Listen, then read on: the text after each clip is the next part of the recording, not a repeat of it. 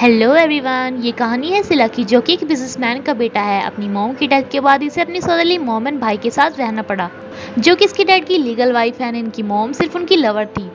ये दोनों माँ बेटे सिला को बहुत ज़्यादा टॉर्चर करते थे।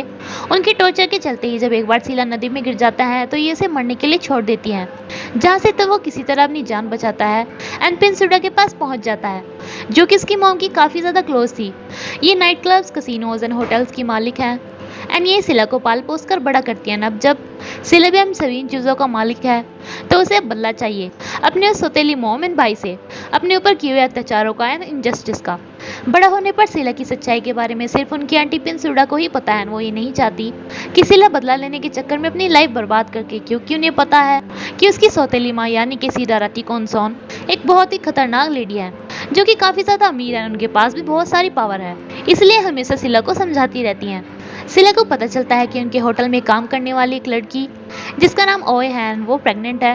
वो अपने बॉयफ्रेंड को रंगे हाथों पकड़ने के लिए चली गई है एंड उसे इस हालत में देखकर वो उसके ऊपर गन तान लेती है, लेकिन साबित उसे अपनी बातों में किसी तरह फंसा लेता है एंड उसके गन उस पे से छीन के उसी की पिटाई करता है।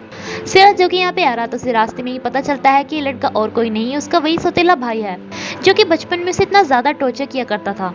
सिला के यहाँ पर पहुँचने से पहले ओया की काफ़ी ज़्यादा बुरी हालत हो चुकी थी एंड वो इसे इसलिए हॉस्पिटल में लेके जाता है। देन हम हमारी एक्ट्रेस मिंता को देखते हैं, जो कि बहुत ही ज़्यादा काइंड एंड मेहनती लड़की है। इसकी कहानी भी कुछ सिला जैसी ही है, जिसकी मॉम के डेथ के बाद वो अपनी सौतेली मॉम एंड बहन के साथ रहती है। ये पहले काफ़ी ज़्यादा अमीर थे, लेकिन अब मिंता के डैड की भूलने की बीमारी की वजह से उनकी नौकरी चली गई है, जिसके बाद मिंता के ऊपर ये सारी जिम्मेदारी आ गई है।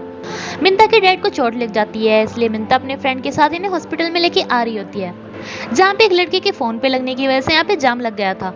सिला पहले तो आके इसे समझाता है, लेकिन जब वो उसे इग्नोर करता है तो अपनी कार से उसे बहुत ज़ोर से टक्कर मारता है और उसके बाद अपने होटल का कार्ड फेंक के चला जाता है। मिंता को लगता है कि शायद ये कोई माफिया है। हॉस्पिटल में पहुंचते ही किसी और से बचने के चक्कर में मिंता सिला की कार को ही टक्कर मार देती है। ओया के लिए जो स्ट्रेचर सिला ने मंगाई थी उसे मिंता अपने डैड के लिए लेने लगती है एंड यहाँ पे उसे लगता है कि उसने सिला को पहले भी कहीं देखा है। ओया की इस हालत को देख के मिंता को एक गलतफहमी हो जाती है कि उस लड़की की इस सारी हालत का जिम्मेदार सिला है, सो कि शायद उसे यहाँ पे अबॉर्शन के लिए ले आया है। ये तीनों इसी बारे में बात कर रहे होते हैं, जिन्हें सिला भी सुनता है एंड मिंता से पैसे मांगता है, क्योंकि उसने उसकी गाड़ी को ठोक दिया था। मिंता सिला की गाड़ी के स्क्रैचेस को देखने के लिए आती है, जहाँ पे उसे बताती है कि वो उसे काफ़ी ज़्यादा फैमिलियर लग रहा है, लेकिन सिला कहता है कि ये तुम्हारे बहाने हैं क्या जिससे मैं तुमसे पैसे ना मांगूं। ऐसे ही बहस में ये दोनों एक दूसरे के ऊपर गिर जाते हैं, जहाँ पे मिंता सिला के गले में एक रिंग देखती है, जो कि बचपन में उसका बेस्ट फ्रेंड हमेशा अपने पास रखा करता था, जो कि उसकी मोम की रिंग थी एंड उस पर उसकी मोम का नेम भी लिखा हुआ था।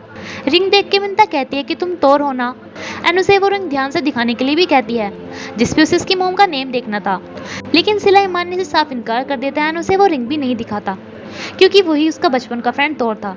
लेकिन वो अपनी बेस्ट फ्रेंड को भी ये बात नहीं बताना चाहता था, क्योंकि इसीलिए सबसे पहले उसका बदला था। मिंता की सौतेली मोम हमेशा उससे अपनी बेटी के लिए पैसे मांगती रहती थी, जो कि इंग्लैंड में पढ़ाई कर रही थी। वो एक बहुत ही ज़्यादा इंटेलिजेंट, एरोगेंट एंड घमंडी टाइप की लड़की थी, जिसके अपने ऊपर बहुत ही ज़्यादा घमंड था, जिसे कि मिनिस्टर का बेटा भी प्रपोज करता है, लेकिन वो उसे भी रिजेक्ट कर देती है। साबित अपनी मॉम से हेल्प मांगने के लिए आता है कि जो कुछ भी उसने ओया के साथ किया है, यानी कि जो कुछ भी उसने रायता फैलाया है, वो उसे अपनी पावर का यूज करके उसे सब कुछ साफ कर दे। सीड अपने बेटे पे गुस्सा तो होती है, लेकिन उसे ऐसी सारे केसेस से डील करना अच्छे से आता था, क्योंकि जब उसे पता चलता कि उसके हस्बैंड का अफेयर सिला की मॉम के साथ है, वो उसे काफ़ी ज़्यादा प्यार करते हैं, तो उसने उसे भी मार दिया था। सिला की आंटी ओयो के ऊपर हुए हमले की वजह से साबित के ऊपर रिपोर्ट करा देती है, लेकिन इसका ज़्यादा देर तक कोई फ़ायदा नहीं होता, क्योंकि सीडा ने इस पैसों से सारे सबूत भी मिटा दिए थे और पुलिस वालों के भी मुंह भर दिए थे। यहाँ पे सुडा पिनसुडा की प्रोफेशन की इंसल्ट करते हुए कहती है कि ये तो वो हैं जो कि अपने होटल्स में लड़कियों को लड़कों से मिलवाती हैं, क्योंकि पिनसुडा प्रोस्टिट्यूशन का काम किया करती थी। लेकिन पिनसुडा भी इसकी बातों का जवाब देते हुए कहती है कि कम से कम हम उन मैंस की हेल्प करते हैं जो कि अपनी बीवियों से बोर हो चुके हैं, एंड यहाँ से इनकी भी दुश्मनी स्टार्ट हो जाती है। ओयो का मिसकैरेज हो गया था, लेकिन वो अब भी साबित के खिलाफ कोई भी रिपोर्ट नहीं कराना चाहती थी। सिला उसे समझाने के लिए आता है कि उसे साबित के ऊपर कोई दया नहीं दिखानी चाहिए, लेकिन जब वो नहीं मानती तो सिला कुछ टाइम के लिए बाहर चला जाता है, जहाँ पे मिंता भी उसे देखती है, जो कि अपने डैड को यहाँ पे लेके आई हुई थी। इसी बीच सीधा ओयो के पास पहुंच जाती है, उसे काफ़ी ज़्यादा टॉर्चर करती है, उसका कॉन्फिडेंस तोड़ते हुए कहती है कि ऐसी ज़िंदगी से अच्छा है तुम्हें मर जाना चाहिए। जब सीडा यहाँ से बाहर निकलती है तो सिला उसे देख लेता है। वो जल्दी से ओयो के पास पहुँचता है, लेकिन उसे काफ़ी देर हो चुकी थी एंड ओयो वहाँ की छत पे से कूद के अपनी जान दे चुकी थी। एंड मिंता को लगा था कि शायद ये सब कुछ सिला की वजह से ही हुआ है। सिला को इस पे बहुत ही ज्यादा बुरा लग रहा था कि सीरा ने किसी और का भी शिकार बना लिया है। वो इस सब का जिम्मेदार अपने आप को मान रहा था कि अगर वो उस टाइम के लिए बाहर ना जाता तो शायद ओयो का ये हाल ना होता। रियल में तो सीरा के अंदर इंसानियत नाम की चीज थी ही नहीं, बट फिर भी वो ह्यूमन राइट्स की कैंपेन चलाती थी। सीला यहीं पे आके उसके मुंह पे उसे खूनी बोल देता है। सीधा अपनी पावर का दम दिखाते हुए कहते हैं कि तुम जानते भी हो मैं कौन हूँ, एंड अपने बॉडीगार्ड को उसे मारने के लिए भेज देती है। लेकिन सिला के सामने वो कहाँ टिकने वाला था। एंड सिला कहता है कि तुम मुझे नहीं जानती लेकिन मैं तुम्हें अच्छी तरह से जानता हूँ। ผมไม่จำเป็นต้องบอกชื่อผมให้คุณรู้เพราะอีกไม่นานคุณก็จะรู้ชื่อผมเองจะเกิดชาติไหนคุณจะไม่มีวันลืมชื่อ सावित को पता चलता है कि मिंता की बहन क्वान वापस आ रही है इंग्लैंड से, एंड वो काफ़ी ज़्यादा इंटेलिजेंट थी जो कि इनके बिजनेस को आगे बढ़ा सकती थी। इसीलिए सीधा उसकी शादी सावित से कराना चाहती थी। उसे इम्प्रेस करने के लिए सावित अपने दोनों की फोटो पोस्ट कर देता है जिसे कि सिला भी देखता है। उसे क्वान से भी अपना बदला लेना था जो कि सावित के साथ मिलकर उसकी बहुत पिटाई किया करते थे। एंड क्वान उसे हमेशा नाजायज़ बोलती थी एंड एक गली का आवारा कुत्ता बोलती थी क्योंकि उसके डैड की उसकी मॉम के साथ शादी नहीं हुई थी। सावित और मिन एक दूसरे के पड़ोसी थे तो उसका रास्ता रोक के उसे लंच के लिए बुलाता है क्योंकि उसे मिन से क्वान के लाइक्स एंड डिसलाइक्स के बारे में जानना था, जबकि मिंता जाना भी नहीं चाहती थी। ये सब कुछ सिला भी देख रहा होता है जो कि सावित के जाने के बाद मिंता को होन करके बुलाता है। मिंता कहती है कि तुम अपने पहले वाले घर को देखने के लिए आए हो क्या। सिला कहता है कि तुम मुझे अपना पड़ोसी क्यों बनाना चाहते हो, क्या तुम मुझसे प्यार करने लगी हो। मिंता कहती है कि तुम हैंडसम तो हो लेकिन मुझे वो लड़के पसंद नहीं है जो कि गर्ल्स को हर्ट करते हैं। सिला कहते हुए मिंता के काफ़ी करीब आ जाता है कि मैं किसी को तब तक हर्ट नहीं करता जब तक वो मुझे हर्ट नहीं करते।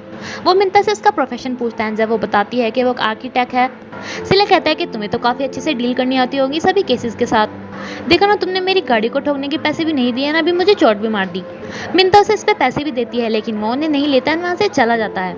एंड अपनी एक दूर की फ्रेंड को कॉल करता है जिसने कि सिला पे से बहुत सारे पैसे उधार लिए हुए थे। उसे उसी रेस्टोरेंट में आने के लिए कहता है जिसमें साबित ने मिंता को बुलाया था। एंड मिंता जब उस रेस्टोरेंट में आती है तो सिला खुद से ही उसे कहता है कि तुम मेरा पीछा करते यहाँ भी आ गई। रेस्टोरेंट में सिला इन दोनों के ऊपर ही नजर रखे हुए था, लेकिन जब यहाँ पे सिला की वो फ्रेंड आके उसके पास बैठती है तो साबित उसे पागलों की तरह देख रहा था क्योंकि वो एक नंबर का लोफर था। मी साबित को देखकर कहती है कि उसने कई बार साबित को कसिनो में देखा है एंड वो एक नंबर का जुआरी है। मी ने जो सिला से कर्जा लिया हुआ था सिला उस सभी को माफ कर देता है, बल्कि उसे 2 मिलियन और देता है जिसके बदले में उसे साबित को पटा के उसके क्लब में लेके आना था या फिर उसके कसिनो में, जो कि इस पे पहले से ही लट्टू हो रहा था। सीधा जगह खरीदने के लिए आती है। उसे एक जगह काफ़ी ज़्यादा पसंद भी आती है लेकिन उसे पता चलता है कि उसी जगह को पिंसुडा ने बुक किया हुआ है पहले से ही। ये शॉपकीपर को पैसों का लालच देती है लेकिन पिंसुडा भी काफ़ी ज़्यादा अमीर थी, वो उस जगह को खरीद ही लेती है। एंड सीडा की बात बिल्कुल भी बर्दाश्त नहीं होती कि कोई इसकी चूज़ की हुई जगह को कैसे ले सकता है। सीडा अपनी बहन को कांटेक्ट करती है जो कि उससे भी काफ़ी ज़्यादा अमीर थी, लेकिन किसी को भी नहीं पता था कि इसी की हस्बैंड का अफेयर पिंसुडा के साथ है जो कि सच में उसे प्यार करती थी। एंड उसे इस बात का भी पता था कि वो शादीशुदा है। सिला रेस्टोरेंट से बाहर निकलते ही मिंता के लिए अपनी कार रोक देता है। मिंता कहती है कि मैं तुम्हारी लिफ्ट नहीं लेने वाली, लेकिन सिला कहता है कि मुझे तुम्हें लिफ्ट नहीं देनी थी, मुझे थोड़ा सा कूड़ा फेंकना था। देन वो मिंता को कूड़ा फेंकने के लिए कहता है, लेकिन उसके जाने के बाद मिंता को एक और लड़का लिफ्ट देता है जिसे कि उसकी हेल्प करने के लिए सिला ने ही भेजा था। एंड वो मिंता को भी बताता है कि सिला ने ही उसे पे किया है। साबित क्वान को इम्प्रेस करना चाहता है। इस प्लान के बारे में तो सिला को पता चल ही गया था, इसलिए जब क्वान वापस आती है इंग्लैंड से तो वो उसके लिए अपने नाम से कार भिजवाता है, लेकिन क्वान ऐसे किसी की कार में कैसे बैठने वाली थी, वो साफ मना कर देती है ड्राइवर को। सिला को भी इस बारे में पता था कि वो मना ही करेगी, लेकिन उसने वो कार सिर्फ इसलिए भेजी थी जिससे कि क्वान इस बात को लेकर क्यूरियस हो जाए कि आखिर ये सिला है कौन। क्वान के घर पे आते ही साबित और उसकी मोहम्मद से मिलने के लिए आते हैं एंड साबित उसे डायमंड ब्रेसलेट गिफ्ट करता है उसे पटाने के लिए, जिससे कि वो वापस कर देती है। साबित को उस पर बड़ा गुस्सा आता है, लेकिन उसकी मोम क्वान को खोना नहीं चाहती थी, इसलिए वो साबित को उसे लेके एक इवेंट पे चलने के लिए कहती है जिसमें डायमंड्स की नीलामी होने वाली थी।